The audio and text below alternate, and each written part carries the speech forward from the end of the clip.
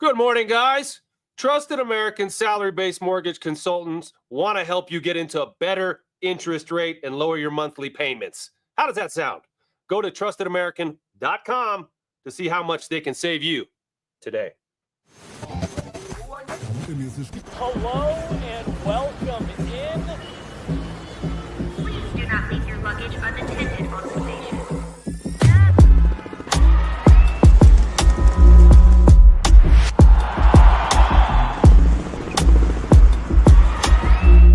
Welcome to the show.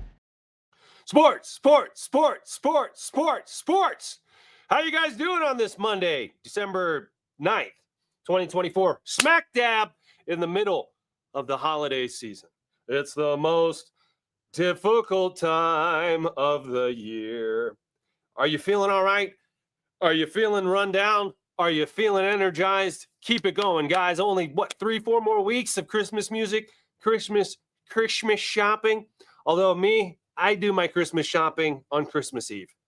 Christmas Eve is the time you want to do your Christmas shopping because the stores are freaking empty, guys. You wake up around 8 or 9 in the morning, you get yourself some coffee, and then you get out there. And 4 or 5 hours later, you come home with all the presents you need and none of the lines. People think that it's crazy on Christmas Eve. It's not. People are done shopping by then. Just a little pro tip. Wait till Christmas Eve to get your shopping done. Just like procrastinating on a term paper, you wait till the night before. You write your best material. If you wait till the night before or the day before to shop, you buy your best gifts because you really realize what these people want, and you get them the right gift. You don't jump the gun on the next fad, some blanket or some. No, you wait till the last minute and you get the job done. How's it going? I'm Nate Jackson, Guerilla Sports Daily. Welcome to the show. You know, typically I'm here on a Monday morning talking to you guys about the Denver Broncos and what they did the day before in the game. Well, guess what? Not today, because the Denver Broncos had their bye week. A much-needed bye week, guys, after 13 games. 13 games is a long time to go without a week off. It's a 17-game schedule now, so the season is a week longer. But typically, you get your bye around game 6, 7, 8, 9, 10, somewhere around there. But week 13 means you got to play 13 games before you get a bye. A week off to rest your body, and then you only got 4 games left. And those 4 games are against the Colts this coming weekend, against the Chargers, who played last night against the Chiefs, and then against the Bengals in Cincinnati, and then finishing it off against the Chiefs at home on January 5th. 4 games left, and the Broncos are 8-5. Now, there's some different philosophies on how you handle a bye week, okay? And this guy right here, Sean Payton, has been doing this for a long time. 17 seasons is a long time, right? And so when you're a new coach, for example, like Nathaniel Hackett was. You remember Nathaniel Hackett? Camp Hackett? Yeah, he didn't know what he was doing. He might have known X's and O's. He might have known a lot about football, but there's a leadership component. There's an organizational component to being a head coach in the NFL that guys like Nathaniel Hackett or inexperienced coaches don't understand. And I think, to me, it really reveals itself towards the end of the season when it comes to preparation, when the body starts to break down, and yes, also after a bye week. Our very own Brandon Cristal enjoys telling the story about how this guy, Sean Payton, talked to Andy Reid, Coach Andy Reid of the Kansas City Chiefs, about his bye week process, because Andy Reid historically is super duper good after a bye week. One of the best coaches ever. And Sean Payton wanted to know, what's your secret, Andy? And Andy Reid told him, here's my secret. I let him go. Right after the game is over, I just let him go for the entire week, and they don't have to be back to the following Monday. And that would be today. Today is that Monday. And so, conceivably, the Broncos took the entire week off. Didn't have to come to work. Didn't have to come to the facility. Maybe they had their iPad with them and watched some film. But the idea is to get away, recharge your battery, okay? But that approach is typical of a season in which, to me, a bye week falls right in the middle. For these Broncos, the bye week falls towards the end of the season. So what did they do with their bye week? How did they approach it? Did they stay in town or did they all go hang out on the beach somewhere? On the beach. Boom. There's Nick Bonito, Cortland Sutton, and Bo Nix in Cabo. Cortland's arm looks a little weird, but I don't know. Where did they go? Where did they go? Now, I'm a proponent of getting away a little bit, but you still got to get your workout in, you know? You can't just stop doing stuff because you guys took physics class. Objects in motion tend to stay in motion. Objects at rest tend to stay at rest.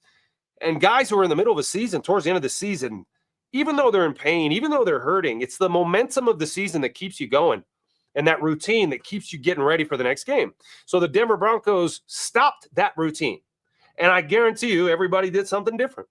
And so the challenge will be starting today, Monday, December 9th, coach gets them all back in the building and gets them all back moving in the same direction. Whereas for the last week, they've been individuals, rightly so, hanging out with their family and their friends and getting a little time away. But now we got to get back on the same page. And I think that Sean Payton is the type of coach who is uniquely qualified to do just that. So far, and we've all been watching this Broncos season, this guy's pushed all the right buttons. They've responded very well to every situation that they've encountered. You remember these, the tough losses. They've responded very well to those.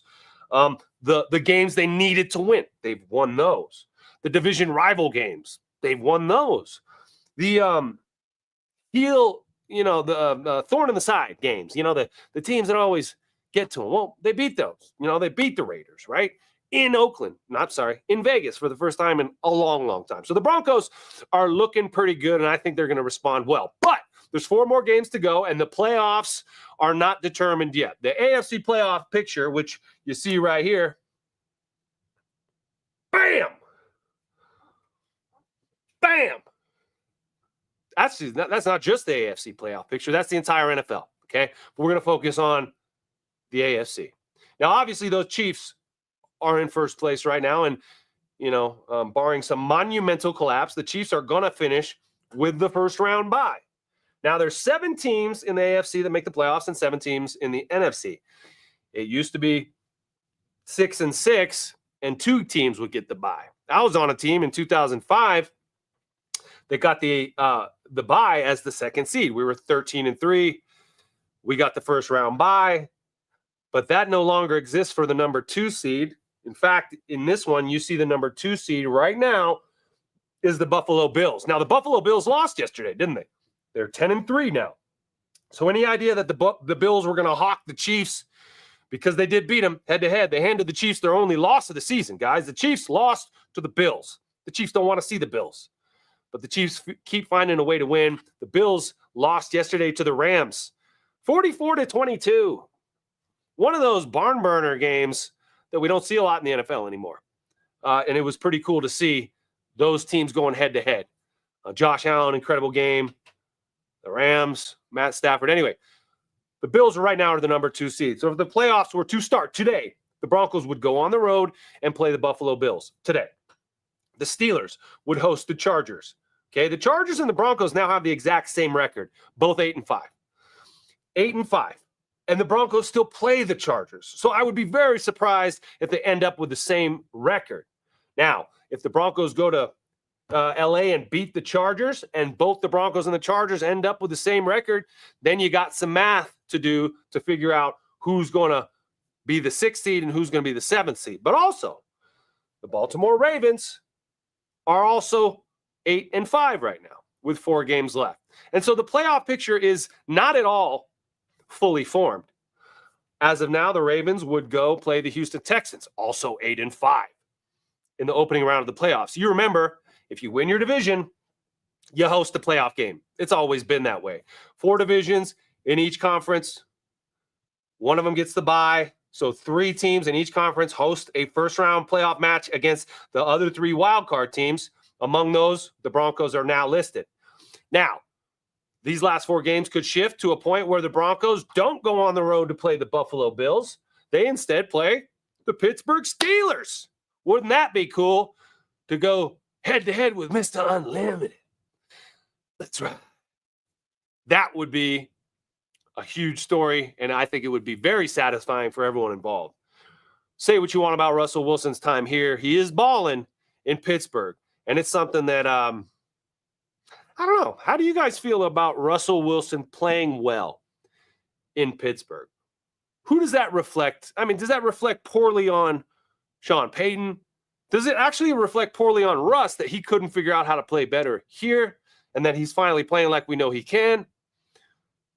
Hit me up in the comments right now. Let me know. How does that make you feel when you see that? When you see Russell balling there? You happy for him? Does it make Sean Payton look bad? Whatever. But the Broncos could go on the road and play Pittsburgh opening round. That would be incredible. I think the most favorable matchup, and the one probably we all want to see, is for them to go play the Houston Texans in Houston. Houston 8-5 seems like a beatable team, right? But the Broncos would have to leapfrog, at least now how it is now, the Chargers and the Ravens to be able to go play that number 4 seed, because that means they would be the 5 seed.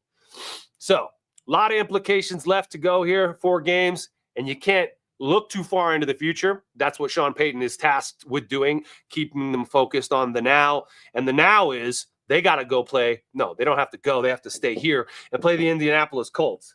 Now, what you don't see here are the teams that are just outside of the playoff picture. And right now, that is the Indianapolis Colts, okay, who are 6-7. The Miami Dolphins, who won yesterday against the Jets. Old man Aaron Rodgers couldn't get it done again. Had an opportunity to help out the Broncos by beating the Dolphins and making the Dolphins' playoff prospects even more difficult. But old man Rodgers, although he had a pretty good game, lacks the mojo and the magic that he used to have. He can no longer galvanize the group of men around him to believe that he is going to be the leader to take him to the promised land.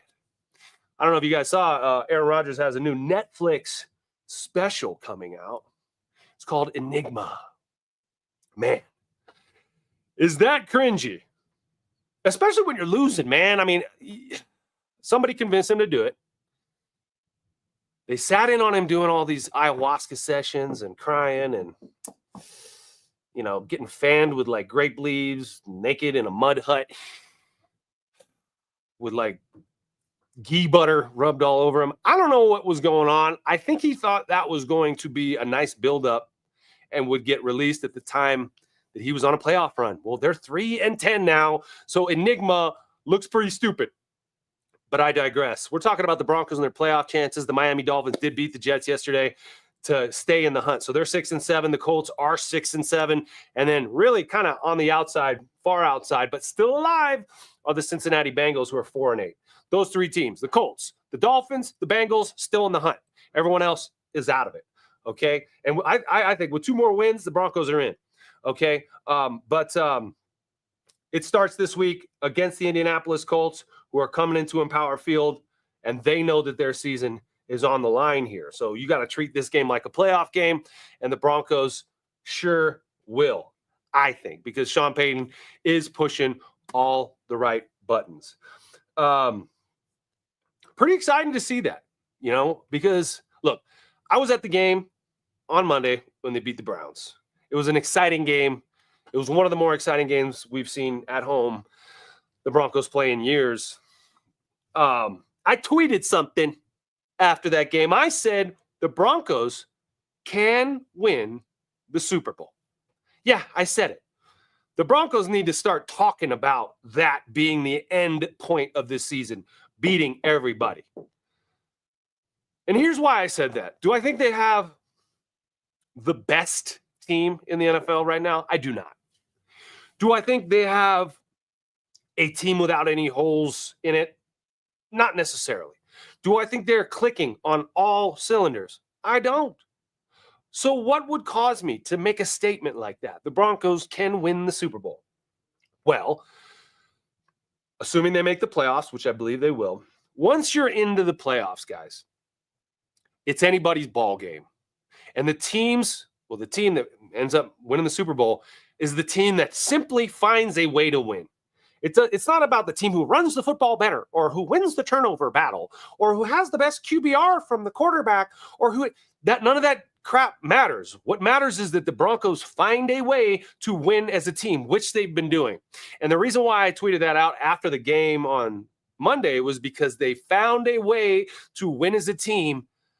And it seemed to me, being down there on the sideline, and I was on both sidelines, I'm the uniform inspector, so I get to walk all around the field, really right up on the field. So I'm seeing both sides. I'm seeing both teams. I'm feeling the energy. These Broncos have an energy to them that has been missing from this team for years. They believe they're going to win.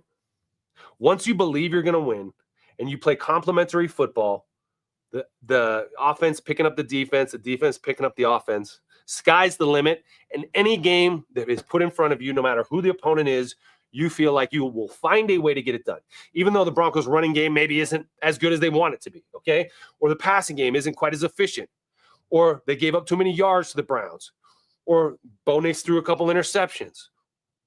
They found a way to win with the plays they needed to make at the moment in the game that they needed to make them. That's what the good teams do. That's why I said the Broncos can win the Super Bowl.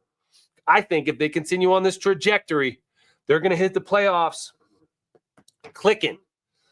And nobody's going to want to see them. I promise you the Chiefs don't want to see the Broncos in the playoffs. I promise you that. They don't want to see them in the playoffs. But we got 4 more games to go, and we got to take it one game at a time. But in that locker room and in those meeting rooms, what they are talking about is not losing another game, is beating everybody and bringing on anyone who wants to come here or anyone who wants us to go there. We believe in our ability to get the job done. That's what this team is gaining, confidence. And once you have confidence, coupled with the coaching and the talent, of course, anything is possible. That's why I think the Broncos can win the Super Bowl. What say you guys in the comments? Can the Broncos win the Super Bowl? Could you throw up a comment by Ray Montez there? I just want to talk about the Russell Wilson thing that I mentioned.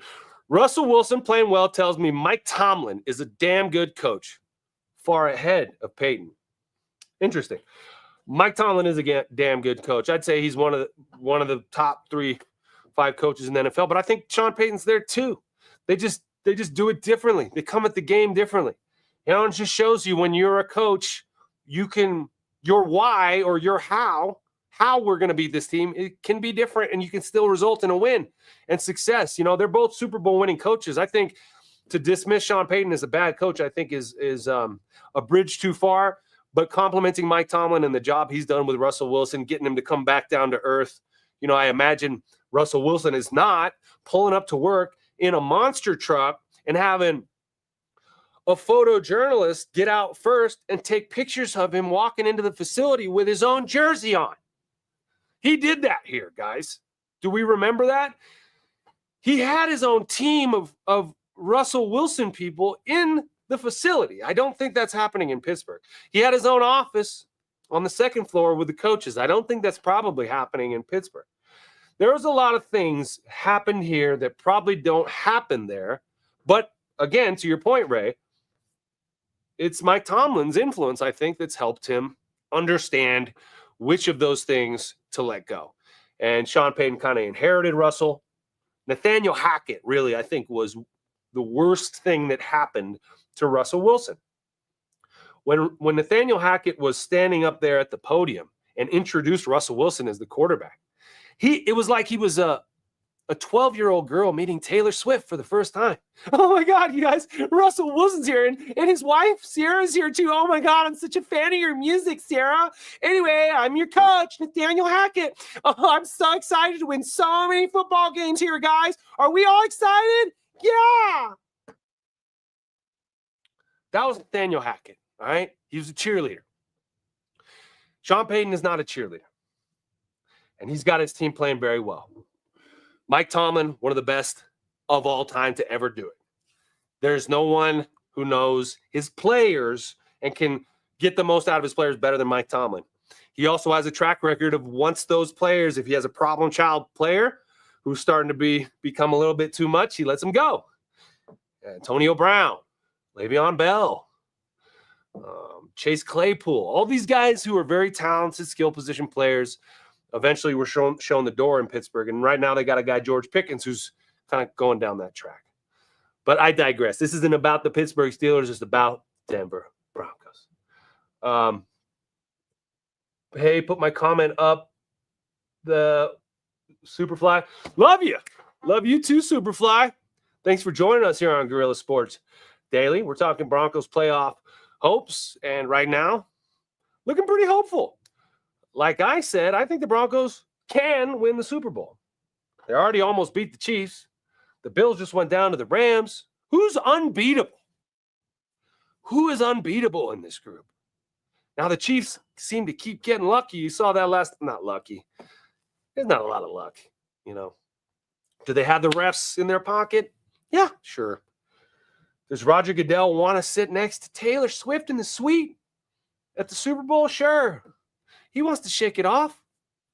He wants VIP tickets to her next world tour. Isn't she still on a world tour? Is she never not on a tour? Taylor, are you always touring? Take a rest, lady. Relax a little bit. Yeah. You know the NFL likes money. And Taylor Swift, has been really good for business. Does that mean that they want the Chiefs in the Super Bowl? Yeah. Does that mean that they'll grease the skids to get them there? Maybe. The Broncos have to fight against that. Leave no doubt. Leave no doubt when you play the Chiefs. You have to leave no doubt. You have to widen the gap there so that there can be no late game shenanigans that win it for the Chiefs. You have to beat them by 2 scores. You have to beat them by double digits if you want to make it happen for sure. Make Taylor cry. Little tears. Kelsey tears. Kelsey. Do we have Kelsey fatigue yet? Anybody else? Kelsey fatigue. I kid the Kelseys. Who wouldn't be taking advantage of all that comes their way, right? They're in their moment. But how long can that moment last for the Chiefs? Are they at the top of that mountain? Are they still ascending? Or are they about to dip over and fall? Victims of gravity. Anyway, Denver Broncos look to keep this thing going. They're 8-5 right now. Las Vegas at the beginning of the season had them at 5.5 wins. Already superseded anyone's expectations of them. And they're not done yet.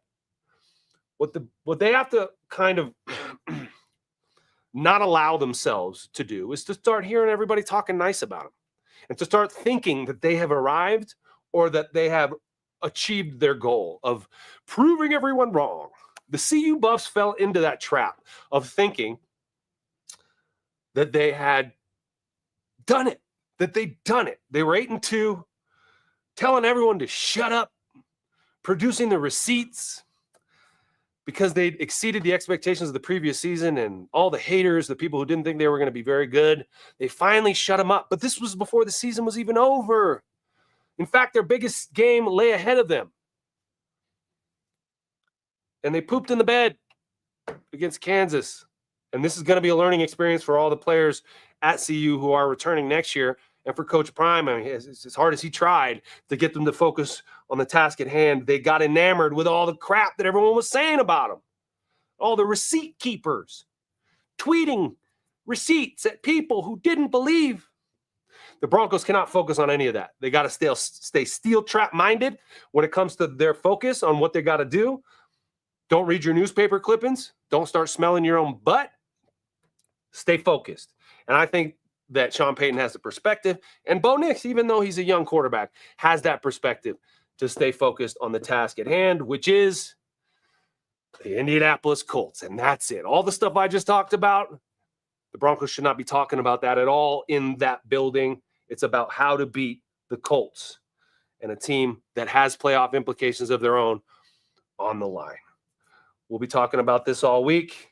And about in an hour on Off Field, we'll be talking about it a little more. Brandon Cristal and Liv Moods will be in the house, and we're going to expand upon all these ideas. But before we get out of here, I want to talk about some other Denver sports that were going on this weekend. The Denver Nuggets. Wow. So the Denver Nuggets won last night. They bounced back after an embarrassing loss to the Wizards the night before. 122-113. The Wizards had lost 16 straight going into that game with the Nuggets, and they broke it. They broke that streak against the Nuggets, a game in which our boy Nikola Jokic scored 56 points. 56 points. Look at that guy right there. 56 points, but it wasn't enough to beat the lowly Wizards. It just shows you. This is a team game, guys. You need everybody moving in the same direction, and one guy can't do it all by himself as good as he was. So they did respond last night and absolutely dismantled the Atlanta Hawks on the road, 141-111, 141 points in 48 minutes of basketball is a lot of hoops. MPJ added 26 in that game. Jamal Murray did not play. And the Nuggets improved to 11-10 on the season.